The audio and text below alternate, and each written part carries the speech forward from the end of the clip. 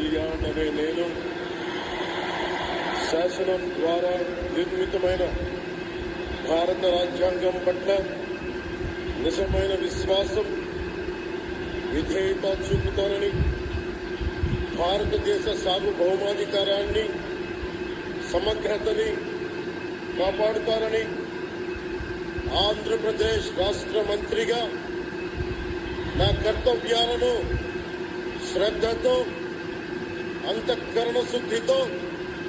నిర్వహిస్తానని, భయం గాని, పక్షపాతం గాని, రాగద్వేషాలు గాని లేకుండా రాజ్యాంగాన్ని